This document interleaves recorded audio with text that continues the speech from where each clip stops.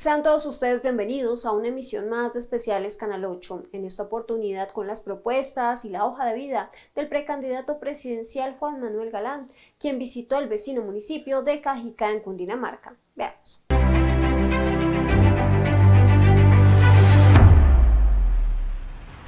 Buenos días, muchas gracias a ustedes de verdad por la presencia hoy acá, por darnos esta oportunidad de dirigirnos a sus audiencias en todo el territorio.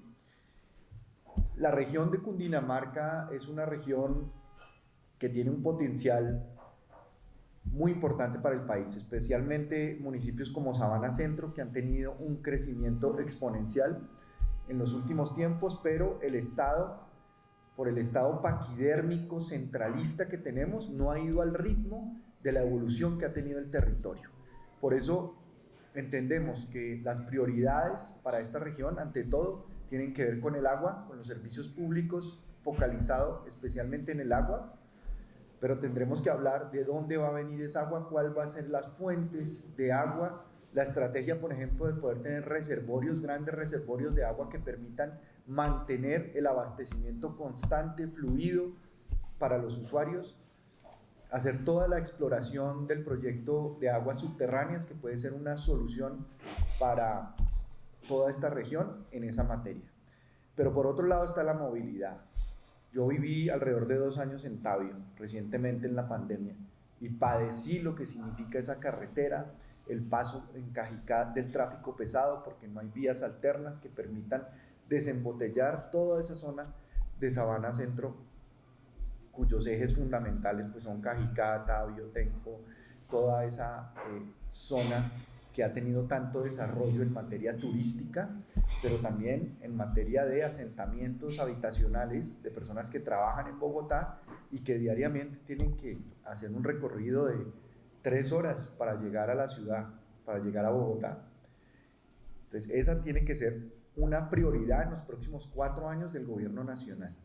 Y en tercer lugar, la seguridad, por supuesto. La seguridad, tenemos un plan para los 60 primeros días de gobierno para poner a volar toda la flota de helicópteros, los MI-17, los Black Hawk y los Arpía, que son los Black Hawk artillados, pero sobre todo los MI-17, que es la columna vertebral del transporte de tropa en el ejército.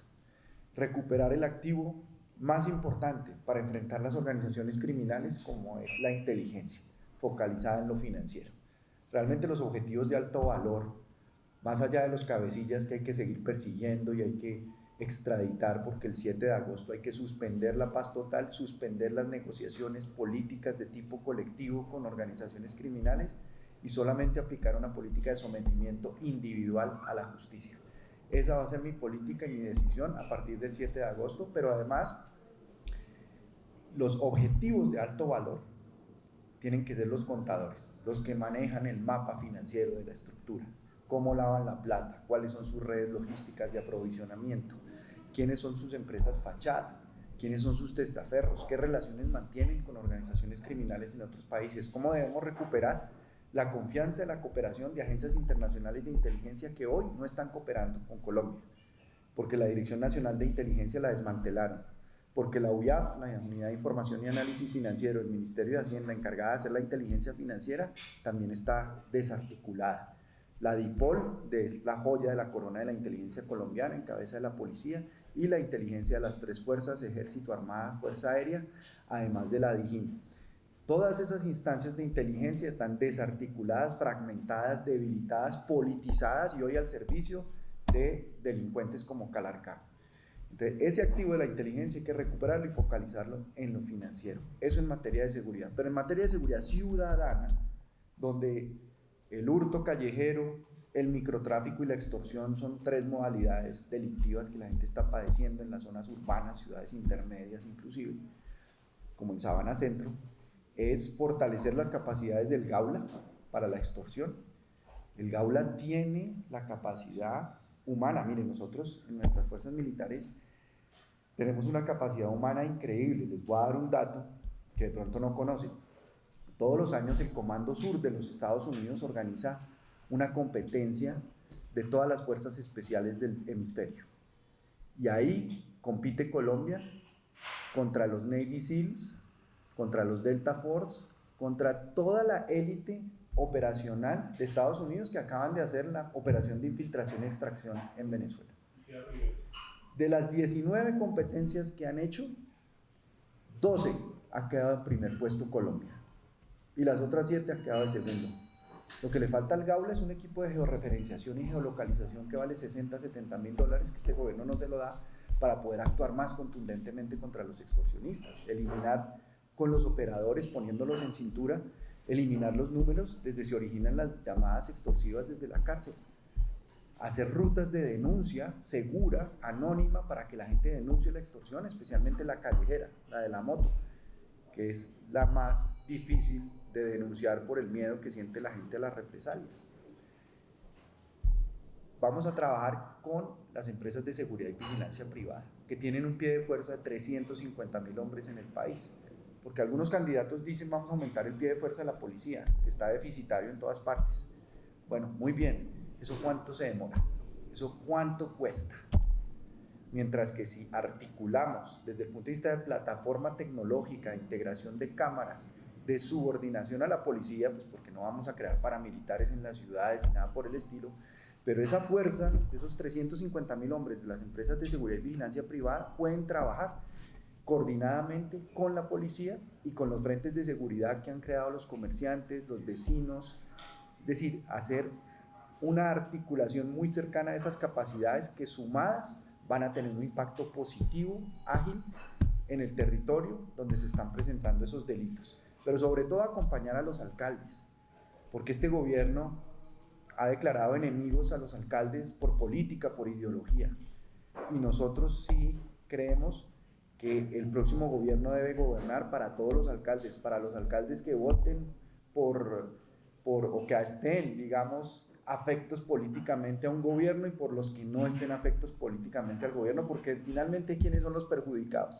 Los ciudadanos. Y esta es la hora que muchos alcaldes de Colombia no han podido cumplir las promesas que hicieron con su territorio, con su población, porque este gobierno les ha bloqueado la posibilidad de cumplir esas promesas. Porque la mayoría de los alcaldes en Colombia, ante el gobierno monárquico, centralista y todopoderoso que tenemos por el diseño de la institución presidencial, les toca venir a mendigar de lunes a jueves a Bogotá, a conseguirse una partida, porque no tienen un recurso siquiera que financie una consultoría para estructurar un proyecto de inversión. Entonces mi relación con los territorios va a ser de darles autonomía, de facilitarles, de apoyarlos, de acompañarlos para que llegue la inversión. La inversión solamente va a llegar si hay confianza. Y esa confianza se construye con estabilidad en las reglas de juego, con certezas, con una institucionalidad que inspire confianza, no haciendo cada 18 meses una reforma tributaria para cargar de más impuestos al tejido empresarial, aliviarle las cargas a las micro y pequeñas empresas, que son el 95% de las empresas del país, darles seguridad jurídica para que pasemos del 16% de tasa de inversión del PIB que tenemos hoy a por lo menos el 24, el 25%, pero para eso se necesita seguridad jurídica, que la gente sepa que va a tener unas reglas de juego a 25, a 30 años para que su inversión esté protegida, esté garantizada y que no va a haber cada 18 meses una reforma tributaria que cambie las reglas de juego.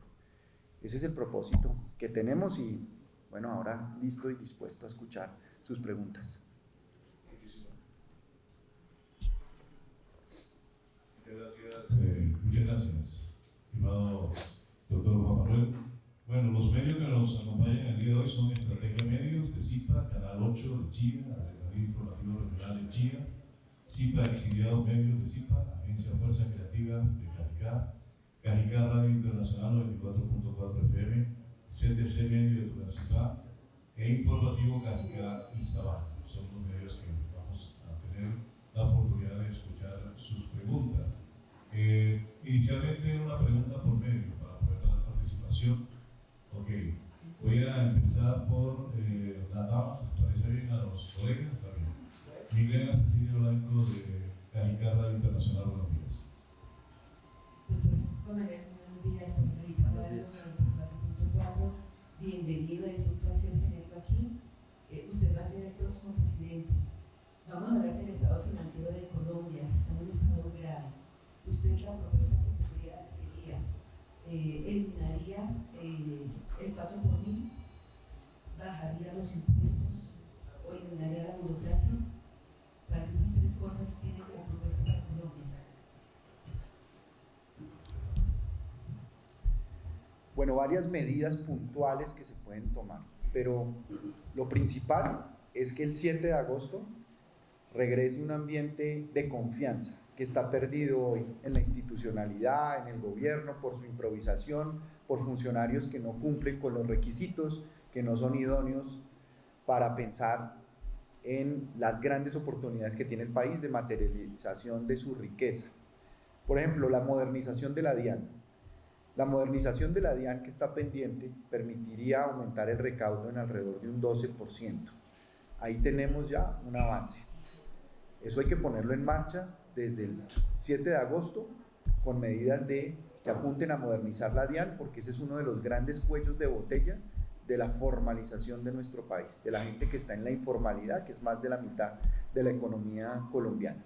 Por otro lado, reducirle definitivamente el tamaño al Estado central para que esos recursos se transfieran a la construcción de Estado territorial, a tener Estado donde no existe, empezando por la conectividad, que es la primera representación de la presencia del Estado, las vías terciarias que la gente pide, los campesinos, entre sus veredas y cabeceras municipales, y la conectividad a internet satelital de alta velocidad. Ya la tecnología está inventada, y yo sí me propongo como gobierno ir directamente a los proveedores de internet satelital mundiales a negociar directamente un acuerdo, un contrato, para que nos cubran toda la territorialidad colombiana rural con internet satelital de alta velocidad, empezando por escuelas y puestos de salud.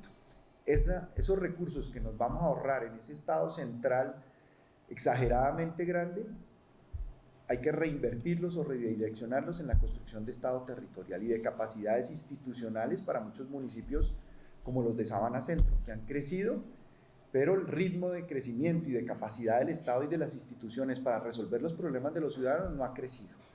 Vamos a optimizar costos también incorporando inteligencia artificial y el buen uso de la tecnología para articular la institucionalidad en Colombia. Eso nos cuesta varios puntos del PIB, el desorden, la desarticulación, lo que el ciudadano siente cuando va a hacer un trámite ante el Estado, que le piden 14, 15 veces los documentos, que le ponen obstáculos para crear una empresa. Es decir, todos esos cuellos de botella los hemos denominado en una propuesta que tenemos que se llama la Comisión Guillotina. La Comisión Guillotina se va a encargar de evaluar sector por sector y eliminar las disposiciones legales obsoletas, los trámites que se puedan eliminar, la autorización de la autorización de la autorización de la licencia del permiso, y poner realmente en sincronía, en armonía, la actitud del Estado hacia facilitar la concreción de unos proyectos que no dan espera para que Colombia sea desarrollado productivamente y económicamente. Por otro lado, la corrupción que nos cuesta un buen pedazo de los recursos públicos. Para eso hay que fortalecer las capacidades de la justicia. Yo solo les doy un dato. Me encontré con el fiscal de La Guajira y le pregunté cómo era su despacho. Me dijo, tengo 3.800 procesos en mi despacho y un auxiliar que está incapacitado por razones médicas hace 6 meses. Si nosotros queremos realmente confrontar la impunidad de las estructuras criminales ligadas a la corrupción y ligadas a la delincuencia, lo que tenemos que hacer es tener equipos de 15, 20 fiscales especializados con dedicación exclusiva, con policía judicial, con los jueces en línea para producir las condenas y para que la justicia realmente avance rápidamente como debe hacerlo. Porque para mí el tema de la corrupción está ligado estrechamente a la impunidad, a que no pasa nada. Esas tres medidas creo que nos van a permitir ahorrar muchos recursos y solucionar en parte el reto fiscal que tiene el país, el apagón financiero que podemos tener. Vamos a tener que ser muy agresivos en ir al exterior a renegociar deuda, pero también yo lo que propongo es una amnistía de capitales, porque hubo muchos dineros que se fueron de Colombia por la llegada del actual gobierno. una amnistía de capitales bien pensada, rigurosa, para que no se cuelen los capitales que no se deben colar, yo creo que le facilitaría la vida a muchos colombianos, a muchos inversionistas que quieren volver a traer su plata porque ya encuentran un gobierno que inspira confianza, credibilidad, certezas, experiencia, para que traigan su plata a Colombia y para que inviertan en los proyectos, para recuperar las alianzas público-privadas, empezando por el sistema de salud colombiano, que era la asociación público-privada más grande. Yo creo que con todas esas medidas vamos a empezar a recomponer nuestras finanzas públicas y a darle un piso de ingresos cierto con productividad. Muchas gracias, doctor Juan Manuel. Tenemos ahora la intervención de Victoria Rodríguez del Canal 8 de Chile.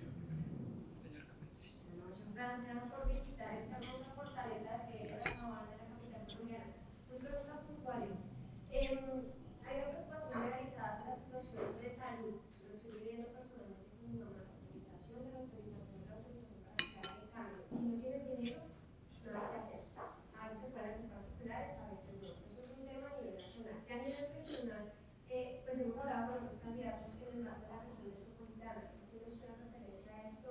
Y bueno, si está de acuerdo y si como lo están manejando, lo están planteando, sería una opción para Chile, para la región y para Cartagena. Gracias. Gracias a ti. Primer punto, la salud. Hoy, por ejemplo, hay 5 billones de pesos invertidos en un programa del ministro de Salud, Guillermo Alfonso Jaramillo, que se llama Salud a los Territorios, que no tiene un impacto en la salud de los territorios, que es opaco y que para lo que sirve es para hacer empadronamiento electoral, con fines políticos electorales. Esos 5 billones deberían estar cubriendo la entrega de medicamentos hoy, que pacientes de enfermedades huérfanas, lo digo porque fui autor de la ley de enfermedades huérfanas, como Kevin, que murió por hemofilia y no por salir a montar en bicicleta, esos pacientes tienen una protección especial hoy, por esa ley de huérfanas y por la ley estatutaria de salud, en la que también participé, aportando un artículo en donde se eliminaran las restricciones administrativas y financieras para las poblaciones vulnerables que deben tener una protección especial, madres gestantes, pacientes de enfermedades huérfanas, personas en condición de discapacidad, incluidos sus cuidadores. Ahí hay que hacer una cirugía en donde nosotros digamos con claridad que vamos a honrar las deudas del sistema. Esas deudas son gigantescas. Hay opciones como la titularización de la deuda, pero vamos a trabajar para buscar mecanismos y honren las deudas de los servicios de salud prestados ya. Y a partir de este momento, la unidad de pago por capitación, la UPC, tenga la financiación, incluya la carga de la enfermedad y la siniestralidad que tiene el país para poder entregarle a la gente los medicamentos y prestarle los tratamientos. Porque los grandes 2 logros del sistema de salud habían sido, en estos 30 y pico de años de proyecto de país, de alianza pública o privada que hemos tenido del sistema de salud, la cobertura prácticamente universal y la protección financiera para las familias. Por haberle metido ideología al sistema de salud, esos 2 logros están en serio peligro y hay que recuperarlos. Pero hay que tener una superintendencia de salud que de verdad ejerza la vigilancia y el control y la evaluación, porque le entregaron a politiqueros las intervenciones de las EPS que se robaron esas EPS, como pasó con Saludcop, con Medimás, lo que está pasando con la nueva EPS que hace 3 años no presenta balances financieros. Es decir, y eso no es de solamente este gobierno, hay que reconocer que eso venía de gobiernos atrás, pero se necesita una superintendencia de inspección, vigilancia, control que realmente la ejerza para que podamos atender a la gente oportunamente. En el tema de la región metropolitana, ahí lo que hay que tener es ese equilibrio y armonía en la relación que existe entre una ciudad que es la ciudad capital de Colombia, con 8 millones de habitantes, con lo que significa el PIB, pero imagínense Bogotá cooperando con todos los municipios de la región metropolitana de Cundinamarca, lo potente que podría ser. Solamente en turismo, El Dorado, Luis Carlos Galán, el aeropuerto internacional de Bogotá, es el que más pasajeros está recibiendo y más carga. Todo eso debería irradiar en potencializar la productividad de todo el área, de toda la región. Pero hay otras figuras de integración que yo creo que hay que promover. Por ejemplo, aquí hay un sentido cultural por las provincias. La ley de ordenamiento territorial permite también asociaciones por provincias. Santander es otro departamento que tiene muy arraigada la cultura de provincia. Las áreas metropolitanas en las ciudades conurbadas ya, pero también el proyecto de tren de cercanías. Es increíble que ese proyecto que se ideó, se originó en la administración de Andrés González, pasados ¿cuántos años? ¿14 años? ¿15 años? Eso no se haya materializado, ya se tienen los diseños, ya se tiene todo, pero no se ha materializado una obra que es fundamental para la movilidad, para la productividad de toda la región del área metropolitana. Esos proyectos deberían suscitar la cooperación estrecha de trabajo en equipo, porque eso los beneficia a todos los habitantes.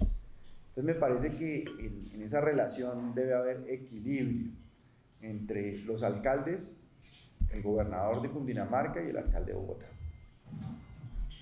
Muchas gracias, doctor Juan Manuel. Gracias por la pregunta también. Ahora le damos el turno a Adrenalina Informativo Regional de Chía, Joana Muñoz. Muy buenos días, muchas gracias. Pues para Adrenalina Informativo Regional, importante su legado y su compromiso, no solo con el legado de su familia, sino también con la memoria histórica de la política. Entre rojos y azules llega también el nuevo liberalismo y preguntar también en temas de educación, un salario digno y sobre todo el cambio climático que nos está afectando tanto en nuestro país. Muchas gracias.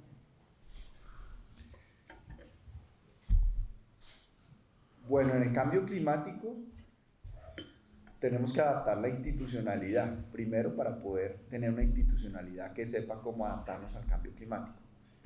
El Ministerio de Hacienda y Crédito Público debería llamarse el Ministerio de la Bioeconomía y el Cambio Climático, para que desde el presupuesto, desde el manejo de la hacienda, el crédito público, la economía, eso esté transversalmente, que tiene mucho que ver con el ordenamiento territorial, cuyo eje tiene que ser el agua. El ordenamiento territorial se debe planear, se debe desarrollar con base al agua como eje ambiental fundamental y trabajar por el gran reto ambiental que tiene Colombia, que es la deforestación, que está afectando los ciclos del agua. Porque, por ejemplo, a través de los ríos voladores que vienen de la Amazonía, del Guaviare, se abastece el 30-35% del agua de Bogotá. Entonces, todo está conectado y la deforestación en esas zonas está afectando a los ríos voladores. Eso en esa materia. En materia de productividad, me hablabas de los salarios y de el aumento del salario mínimo. Pues ya se dio y hay que respetarlo, porque pues para los trabajadores, muchos trabajadores que reciben el salario mínimo es una conquista, pero la mayoría de los trabajadores de Colombia no reciben salario mínimo.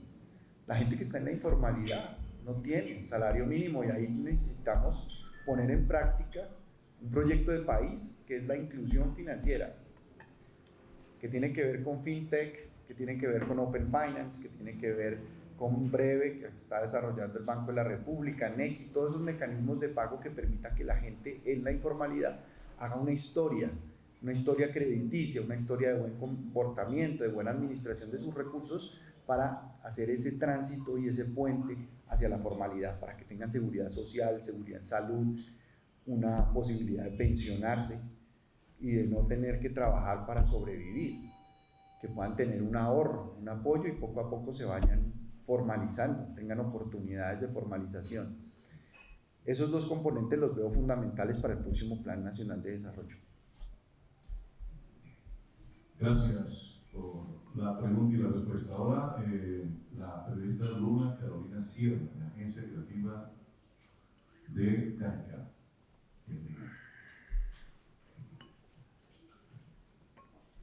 Bueno, buenos días, gracias por el tiempo y por el espacio. A mí me gustaría volver al tema de lo que hablabas ahorita, que era como la autonomía de los municipios de zona centro. Entonces, pues sabemos que existen dificultades como la movilidad, el empleo, la seguridad, y pues están atravesadas por decisiones nacionales y departamentales.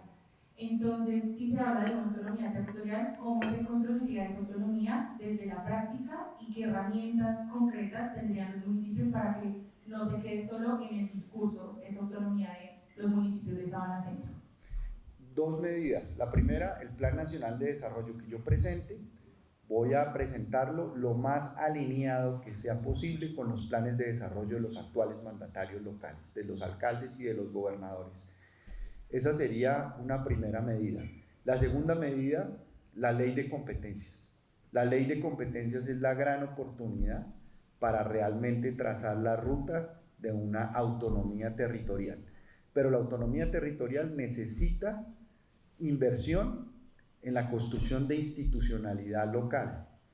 Es decir, que los municipios estén bien dotados de unas instituciones con buen uso de tecnología, con talento humano bien remunerado para ocupar esas posiciones de la carrera administrativa a nivel municipal, de tener un banco de proyectos de inversión, de poder tener un sistema de recaudo de sus impuestos locales eficiente, con un catastro multipropósito actualizado para también generar recursos propios y que el Estado central no le meta la mano a esos recursos propios que generan los municipios, desde su territorialidad y desde su soberanía fiscal, digámoslo así.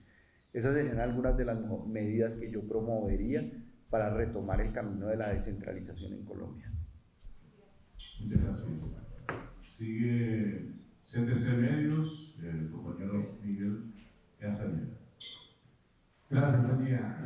Señor precandidato, ¿cuál es su visión de la realidad del departamento de Cundinamarca? ¿Y cuáles son sus propuestas concretas que afectarían directamente al departamento? Bueno, no sé si ya en las anteriores preguntas respondí un poco a esa pregunta. La visión que yo tengo es la visión de un departamento que es como una especie de, ahora que está de moda lo de los Terians, ¿no? Es como una especie de león dormido, ¿no? Es como una fuerza que está ahí en potencia, que si se articulara mejor territorialmente, institucionalmente, en materia de gobernabilidad, podría despertarse realmente y poder reclamar lo que tiene derecho a reclamar por la riqueza que tiene esta región, por las vocaciones productivas que se pueden materializar. Pero para eso se necesita un gobierno nacional, primero que pueda gobernar. Si este país elige un extremo en contra de otro, no va a tener gobierno que pueda gobernar, va a tener un bloqueo por la polarización, por la disputa, por la descalificación permanente. Necesitamos un gobierno que pueda unir a los colombianos y que pueda demostrar que va a gobernar de la mano de todos los 1.103 alcaldes de Colombia, que va a gobernar para todo el país, que va a recoger las buenas ideas, que no le va a meter ideología al cuento de las inversiones, de los proyectos de país, y que va a promover todas las obras que tenemos que sacar adelante, buscarles la financiación y agilizar las licencias ambientales y agilizar las consultas previas que tienen que tener un grado de regulación que no afecte el interés nacional estratégico de este país, que es poder avanzar hacia el desarrollo económico para todos. No es posible que un grupo de personas pueda llegar y bloquear una carretera como la Panamericana, por ejemplo, del sur del país, que afecta siempre al suroccidente colombiano, a los habitantes de Nariño, o unas consultas previas, unas licencias ambientales que están bloqueando, por ejemplo, la ampliación de las redes de energía, que es el gran cuello de botella energético, eléctrico que tiene el país en este momento, no solamente el déficit de generación que ya acumula más de un 1.3%, sino también el no haber expandido las redes de electricidad, y eso va a afectar a toda la región. Es decir, hay una dependencia mutua entre Bogotá y los municipios de la Sabana Centro, pero también expandida hacia otros municipios de Cundinamarca, en materia de agua, por ejemplo, y de cómo se abastece de agua Cundinamarca. Es increíble, por ejemplo, que Fomeque, que tiene que ver con la fuente principal de agua, de aprovisionar el 70% del agua de Bogotá, no tenga acueducto, todavía no logre tener un acueducto. Hay ironías así, pero mi visión es trabajar de la mano de los mandatarios territoriales, de la mano del gobernador, de la mano de los alcaldes, para apoyarlos y acompañarlos en que materialicen sus planes de desarrollo, que rematen sus programas de gobierno, cumpliéndole a la población lo que le prometieron. Ese será mi compromiso como presidente de la República. Muchas gracias. Ahora, formativo, Canicay Sabana, Ignacio Ayala. Y buenos días para todos, doctor, buenos días. Buenos días a todos los compañeros de los diferentes medios. Doctor, un país como Colombia, que ha criticado en cuanto a su economía, su seguridad, su educación, salud, entre otros, usted como candidato presidencial, para usted, ¿cuál es el más crítico de todos? Que son, todos responderá que todos. La pregunta es, uno, para usted, ¿cuál es el más crítico y cuál sería su plan de acción para tratar de solucionarlo a la brevedad? ¿Qué puntualmente solucionar?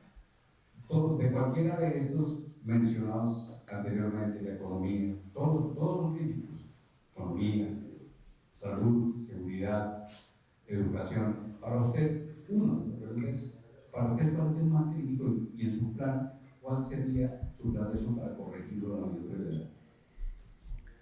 Bueno, hay una cosa que yo siempre he tenido en mente, que es lo más importante de lo más importante de lo más importante para este país, si se pudiera resumir en una sola cosa, y es que los niños que hoy están gestándose en el vientre de sus madres, primero sean niños deseados, segundo sean niños que cuenten con la nutrición y el nivel de proteína que necesitan en su nutrición para desarrollarse cerebralmente y físicamente y aprovechar todo su potencial. Y tercero, que nazcan y crezcan en un entorno de respeto, de buen trato, de no violencia. Eso en 15, 20 años transformaría completamente a nuestro país, si nos pusiéramos todos de acuerdo a apostarle a eso como primera prioridad. Muy bien, muchísimas gracias. Tenemos siguiente pregunta, Andrés Carrillo de CIPA Exiliados. Precandidato, buenos días, saludos a todos los colegas. Buenos días. Dos preguntitas muy corticas. Primero, pues estamos en este momento de la carrera hacia la presidencia. Las encuestas apuntan a dos extremos y quiero saber, pues generalmente tenemos los votos se dan más por la emoción que la opinión. ¿Cómo piensan ustedes, como desde esta mitad, que ustedes impulsan ganar mentes y corazones? Por segundo, ya en otras entrevistas hemos hablado de este tema y casi nunca se le preguntó a usted, pero entiendo que usted es un especialista en los temas internacionales. En un mundo fragmentado que se partió totalmente el orden internacional, ¿cómo piensa que Colombia debería adoptar una posición ante esta nueva era? Muchas gracias. Bueno, muchas gracias por las dos preguntas. Empiezo por la segunda pregunta. Colombia tiene las oportunidades que no tiene ningún país del mundo en este nuevo orden mundial que estamos viendo emerger, que puso fin o está poniendo fin al orden de la post-Segunda Guerra Mundial. El multilateralismo está fuertemente cuestionado, toda esta guerra de tarifas comerciales, la confrontación entre China, Estados Unidos, Rusia, todo lo que está pasando en Medio Oriente, en Ucrania, en fin. Colombia tiene 8 grandes oportunidades que no las tiene ningún país, de conformar unos proyectos de país, pero siempre y cuando los visualicemos 25, 30 años hacia adelante, porque no pueden ser programas de un gobierno, que sea un programa de una sucesión de gobiernos. El primero, podemos ser una potencia energética por todas las fuentes de energía que tenemos. El segundo, podemos ser una potencia en agricultura industrializada. Nosotros estamos en el trópico. La ventaja de estar en el trópico es que se pueden producir 3 cosechas al año, mientras que en los países del norte y del sur solo pueden producir una. O sea, tenemos una ventaja inmensa y el mundo se va a alimentar cada vez más de comida producida en el trópico. Ya lo logró Mato Grosso en Brasil, que pasó de un recaudo de $200 millones en el año 2000 entre impuestos municipales, estatales y federales, y hoy recauda $12.000 millones y puso a Brasil como el primer exportador mundial de alimentos. Eso lo podemos hacer en toda la altillanura y la Orinoquía, pero para eso hay que darle seguridad a la propiedad de la tierra, tener un Estado que dé unas condiciones de seguridad jurídica para las grandes inversiones que lleguen a Colombia. Y tercero, hacer las obras que se necesitan hacer, que son obras que no necesitan realmente mayor complejidad, pero sí necesitan mucho talento humano. Entonces, si nosotros le exigimos a los inversionistas que a cambio de darle seguridad jurídica para que llegue su inversión, nos cumplan con la inversión, nos generen empleo, nos den la formación del talento humano y nos transfieran tecnología. Eso permitiría que ese gana-gana entre el inversionista que pone acá su plata, la seguridad jurídica que se le da y lo que nos transfieren en beneficios a los colombianos. La cuarta oportunidad es infraestructura. Perdón, la tercera oportunidad estábamos, la industria nearshoring, y es, nosotros hemos hecho en Colombia la industria a punta de tenacidad y subsidios en las montañas, pero la industria hay que irla llevando hacia las costas, cercana a los mercados de exportación, los puertos hacia Asia-Pacífico, que es Buenaventura, y los puertos del Caribe. El problema que tiene el Caribe es que no puede prender todas las grúas de los puertos de Cartagena, Santa Marta y Barranquilla porque se queda sin luz la costa, porque tenemos un bloqueo con las licencias ambientales, con las consultas previas que no permite que eso se dé. Bueno, cuarto, la infraestructura. Quinto, la vivienda. Sexto, el turismo. Séptimo, la minería. Y octavo, la inclusión financiera. Esos son los 8 grandes proyectos de país que deberíamos trazar con una visión de mediano plazo a 2050. Pero para eso necesitamos ganar el gobierno, no solamente ganar la elección, sino ganar el gobierno. Y la primera pregunta era... ¿Cómo ve que en este momento pues, el voto va más a la emoción ok. que a la opinión? Bueno, la riqueza que tenemos en esa gran consulta es no solamente que nos despojamos de las vanidades y de los egos para unirnos, como estaba pidiendo la gente, únanse, sino nos hemos unido con grandes diferencias, porque pues yo con los otros precandidatos tengo grandes diferencias, por ejemplo desde el punto de vista ideológico. Yo soy liberal, yo creo en un gobierno con autoridad, legitimidad para aplicar la ley, un gobierno que tenga los pantalones bien puestos para tomar las decisiones difíciles que hay que tomar, especialmente en materia de seguridad, pero un gobierno también que entiende que la política social, que la justicia social, que la igualdad de oportunidades que hay que buscar en nuestro territorio es también el complemento que nos va a asegurar y a garantizar una seguridad sostenida y sostenible, con presencia del Estado. ¿Cómo emocionar? Pero a mí muchas veces me dicen, obviamente, pues que mi padre fue Luis Carlos Galán y que fue una persona muy importante, inmensa, gigante en la política colombiana, en lo que inspiraba, en lo que despertaba. Pero yo he pensado que también soy hijo de Gloria Pachón, que fue una mamá que quedó viuda con 3 hijos, 17, 15 y 12. El alcalde tenía 12 años en ese momento, el alcalde de Bogotá, Carlos Fernando, y ella nos sacó adelante con su trabajo, con el amor incondicional que tienen todas las madres de Colombia que soportan este país, pero nunca nos inculcó odio, ni resentimiento, ni deseos de venganza. Y eso yo se lo voy a agradecer toda la vida a mi mamá. A mí como hermano mayor, pues me tocó acompañarla y ser aliado de ella en un momento difícil cuando Pablo Escobar dijo que iba por las familias de sus enemigos y nos secuestran a mi tía Maruja, su única hermana, la única hermana de mi mamá, con el grupo de periodistas que pues Gabo en Noticias de un Secuestro cuenta muy bien toda esa historia. Pero lo que llevo hoy en Colombia y como veo a Colombia se me asimila mucho a la imagen de una madre que ha sido abandonada, que ha sido maltratada, que ha sido golpeada, que ha sido saqueada, pero una madre que resiliente, que siempre se ha levantado. Y yo creo que la más grande injusticia que padece este país es la violencia.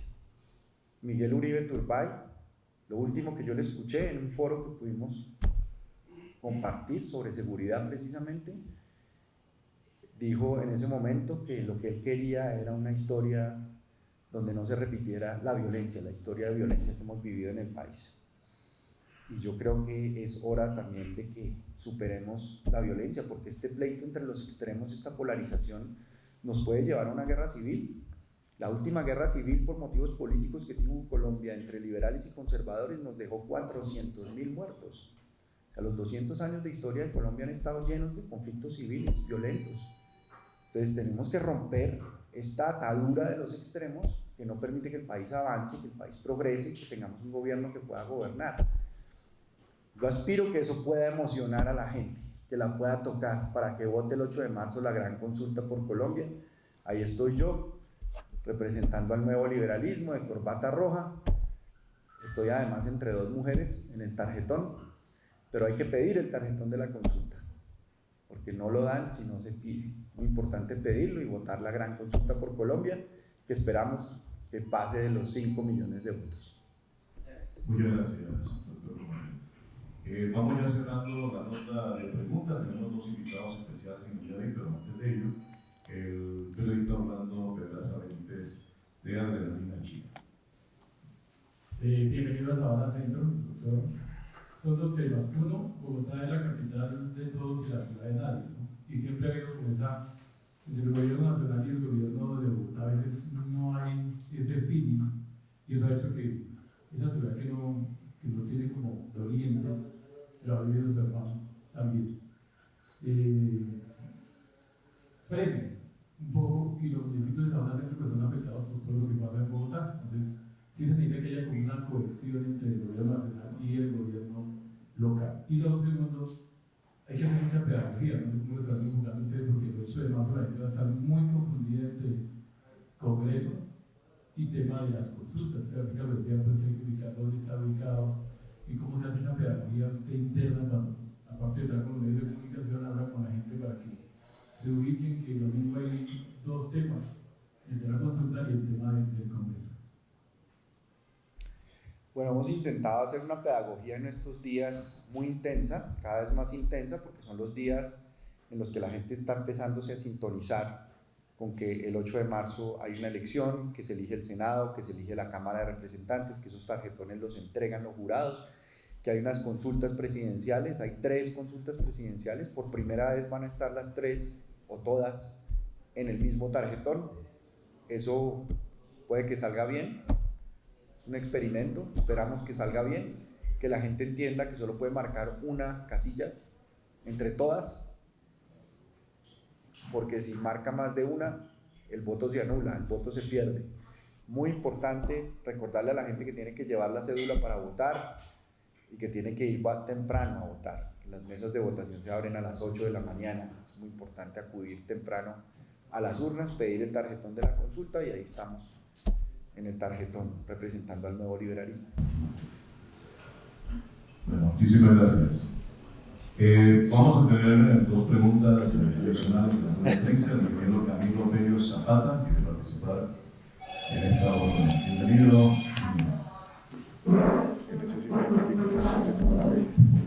Buenos días a todos, doctor Román, doctor Hernández.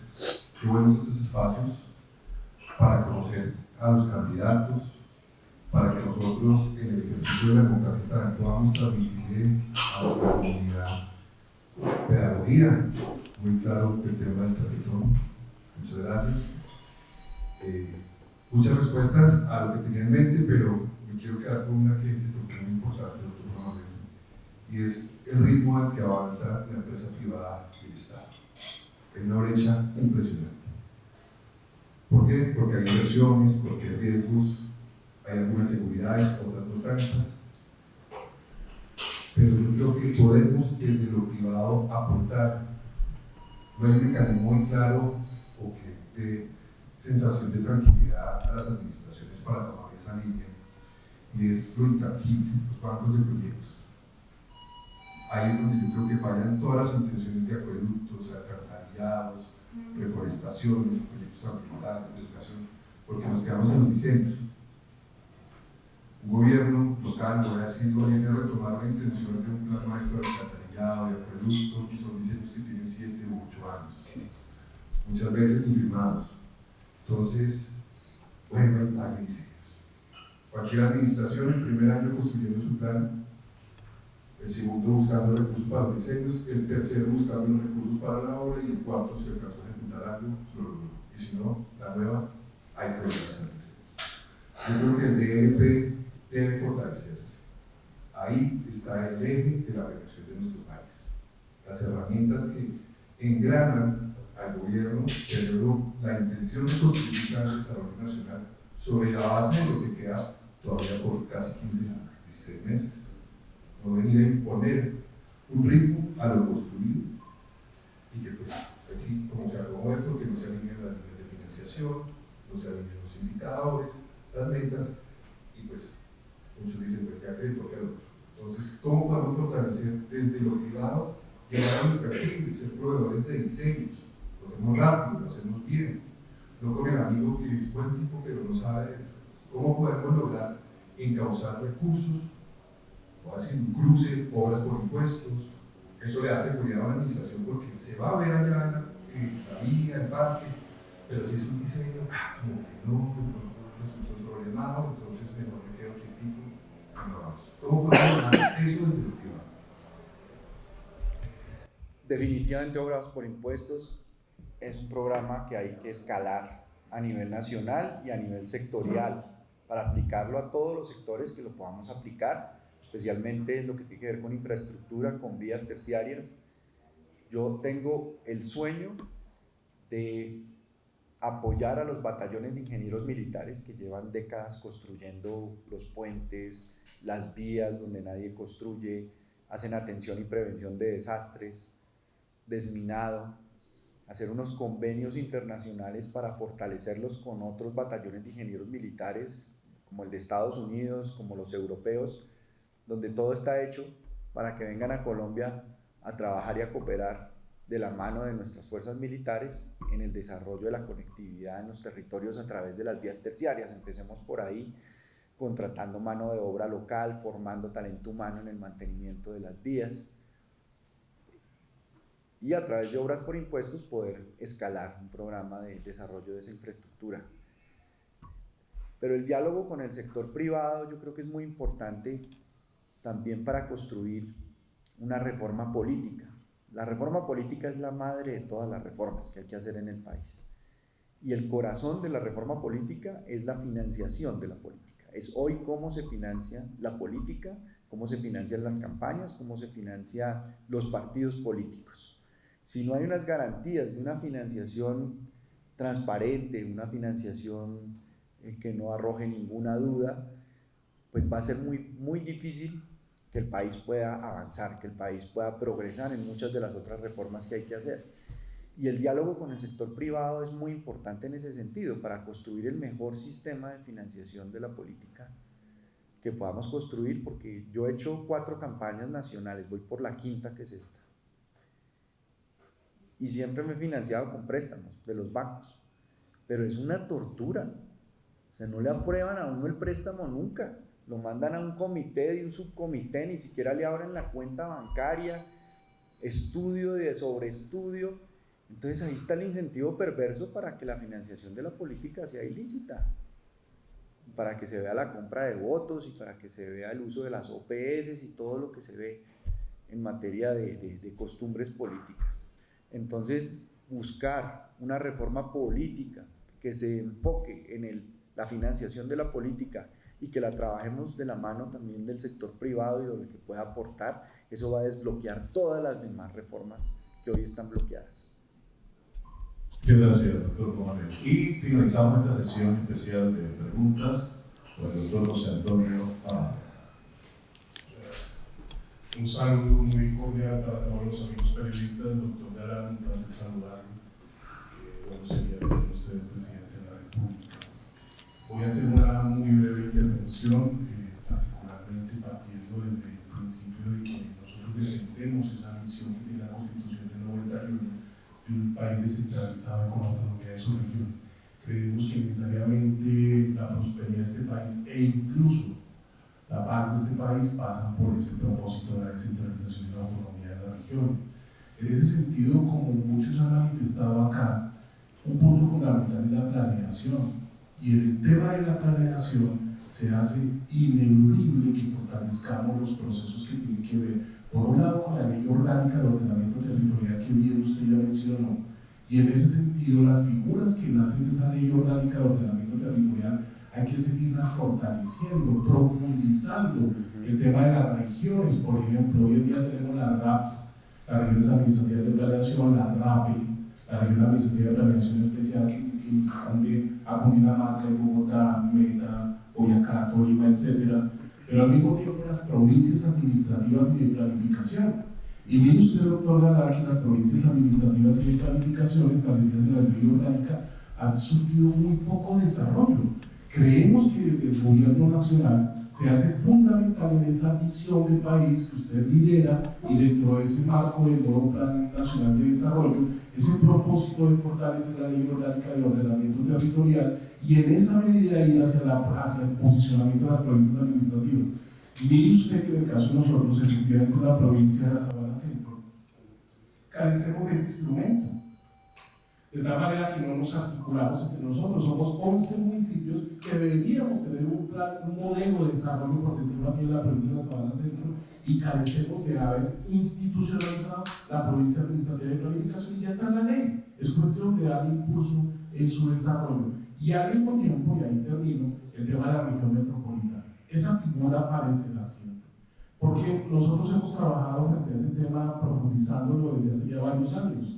Y en ese sentido hemos encontrado que si bien es cierto la región metropolitana tocó 7 ejes en la ley 2199 del 2022, y esos 7 ejes entonces trataron, como ya aquí se ha mencionado, la movilidad, la seguridad, el medio ambiente, los servicios públicos, el modelo de vivienda, etc.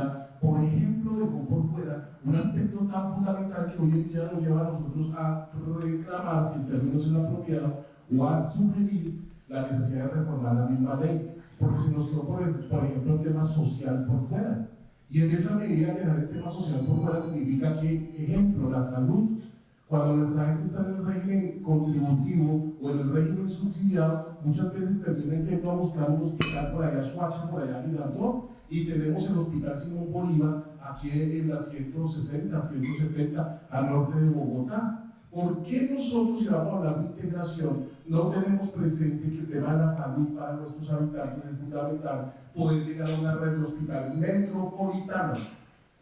Y al mismo tiempo, en materia de educación, surgimos una misma situación difícil. En general, estos municipios, yo soy habitante de Chía, es concejal, secretario de gobierno, secretario general del municipio, nosotros hemos planteado siempre que sí, en nuestra jurisdicción tenemos universidades, pero son privadas. Tenemos una dificultad, un embudo para acceder a la educación superior. Y si tenemos, por ejemplo, la universidad distrital, si tenemos, por ejemplo, otras universidades de tipo público, ¿por qué no podemos integrar metropolitanamente la educación? Termino entonces proponiéndole, doctor Galán, y gracias por su consideración, a todos los amables periodistas, la importancia de que visualicemos la integración regional desde estas perspectivas. Nosotros inclusive ya tenemos elaborado un proyecto de ley que incluye también temas relacionados con la autonomía de los municipios, como ya preguntaba la señorita periodista, que tiene que ver con la consulta que se eliminó totalmente para vincularse a la región metropolitana, que tiene que ver con las decisiones que se toman en las juntas directivas, donde al final termina decidiendo el gobernador y el alcalde de Bogotá, o dejando a un lado casi la opinión de los alcaldes que se asocian. Y miren lo que pasó en Chía, mi municipio, donde se presentó el proyecto de acuerdo y unánimemente los concejales votaron no a la integración a la región metropolitana. Y esa prevención existe en todos lados y debemos corregirlo, y dejo a su consideración la posibilidad en posteriores reuniones de que analicemos cómo, sea a propósito del nuevo presidente de la República, el doctor Galán, cómo reformamos la ley 2199 del 2022 para que la gente se motive a entrar en la región metropolitana. Muchas gracias. Bien. No, lo único que diría es que estuve 8 años en la Comisión de Ordenamiento Territorial del Senado, fui ponente de varias de las regiones administrativas de planificación, de la RAP, de la del eje cafetero, y fui ponente de la ley de regiones, la que propuso Eduardo Verano de la Rosa con el grupo de gobernadores, y queríamos que la red se convirtiera en una realidad, la región entidad territorial. Ese podría ser un modelo de asociación también interesante para macroproyectos de impacto regional en toda una asociación de departamentos, pero las provincias, es decir, todos esos otros modelos que tú mencionas, ampliarlos sería muy interesante, muy importante. pero además incluir la política social. Estoy totalmente de acuerdo en que se debe incluir la política social.